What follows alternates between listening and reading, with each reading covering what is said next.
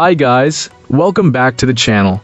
I know so many of you over on TikTok have been blowing up the comments asking for this, so today we're finally doing some customer reviews analysis for it. But before we dive into that, be sure to check out this exclusive discount available for it.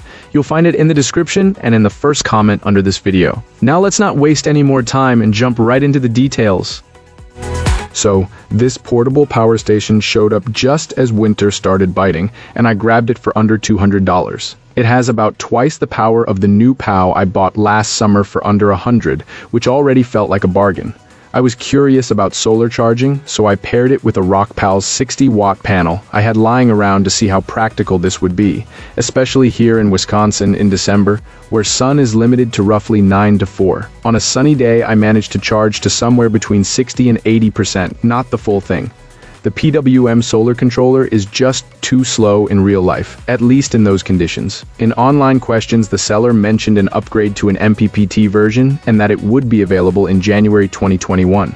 I hoped that would be true.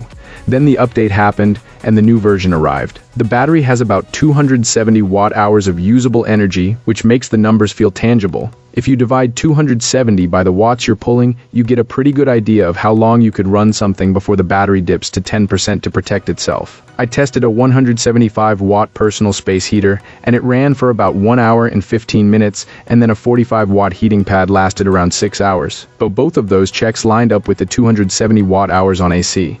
The display is handy because it shows how many watts are being drawn, but the percent readout moves in neat little chunks, 180, 60, 40, 20, and then it starts to vanish as it nears shutdown. It's not the most precise readout, but it gets the point across. I also ran a watt meter and confirmed it is a pure sine wave, and I've read that someone tested a regulated 12-volt outlet, which matters for CPAP users and small 12-volt coolers. There's also wireless charging for a phone up on top, which is a surprisingly nice touch for a unit at this price point. The built-in light isn't a monster flashlight, but it does light up a small area when you need it. Pass-through charging is frankly impressive for a budget unit. You can run devices while the unit itself is charging from solar, which isn't always a given on cheaper models. The customer service experience impressed me as well. When I complained about the PWM controller, PROGENY swapped me to the new MPPT version, which they shipped promptly. The difference is real. The MPPT version pulls in more watts from the same panel, so charging feels noticeably quicker. Overall, I'm very satisfied with this power station and what it can power.